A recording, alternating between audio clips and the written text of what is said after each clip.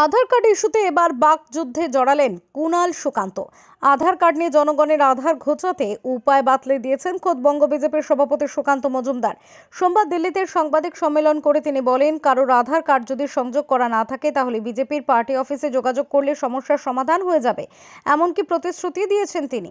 যাদের আধার card সোকল deactivation হয়েছে বলে যাদের প্রচার করা হচ্ছে তাদেরকে আশ্বস্ত করছি, কারো ভয় পাওয়ার, বিন্দুমাত্র ভয় পাওয়ার কোনো কারণ নেই। আজ রাতের মধ্যে 4-5 ঘন্টার মধ্যে হয়ে যাবে।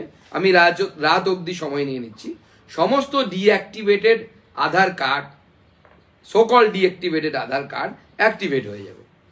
কোনো আধার কার্ড বাতিল হয়নি, বাতিল হবে না। মুখ্যমন্ত্রী, মাননীয় মুখ্যমন্ত্রী এটি পোর্টাল খুলেছেন নাকি শুনতে পাচ্ছি। কোনো পোর্টালে কোনো অভিযোগ জানানোর প্রয়োজন নেই।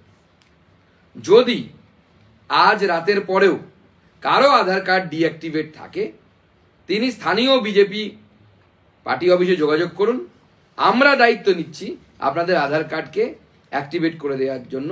সুকান্ত মজুমদারের এই মন্তব্যের কড়া সমালোচনা করেছেন তৃণমূল মুখপাত্র কুণাল ঘোষ। তার অভিযোগ, বিজেপি জেনে বুঝে সাধারণ মানুষের আধার সংযোগ বিচ্ছিন্ন করেছে। এবার তারাই আধার সংযোগের প্রতিশ্রুতি দিয়েছে। মমতা বন্দ্যোপাধ্যায় যখন বললেন রাজ্য সরকার পাশে থাকবে সেই মানুষগুলোর, এবং তৃণমূল গর্জে উঠল, তখন তারা পিছু হটতে বাধ্য হচ্ছেন। বাংলার মানুষ ক্ষিপ্ত হয়ে গেছেন তাদের উপর।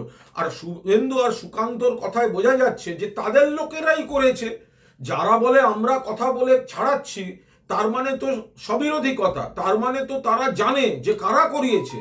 এখন তৃণমূলের আপত্তিতে মমতা বন্দ্যোপাধ্যায়ের কড়া অবস্থানে ভয় পেয়ে এখন তারা মানুষের অধিকার ফিরিয়ে দেওয়ার কথা বলছে। বিরাট চক্রান্ত করেছিল এরা। কোনো অবস্থায় আমরা এই জিনিস বরদাস্ত করব না। আর অমুক জায়গা থেকে নজর ঘোরাতে তৃণমূল এই ইস্যু করছে আধার কার্ড, এটা ভুল। প্রসঙ্গত, রবিবার একটি সভা থেকে প্রকাশ্যে মুখ্যমন্ত্রী মমতা বন্দ্যোপাধ্যায় জানিয়েছিলেন, আধার কার্ড সংযোগ না থাকলেও সরকারি প্রকল্পের বরাদ্দ পাওয়া যাবে। ব্যুরো রিপোর্ট, ওঙ্কার বাংলা।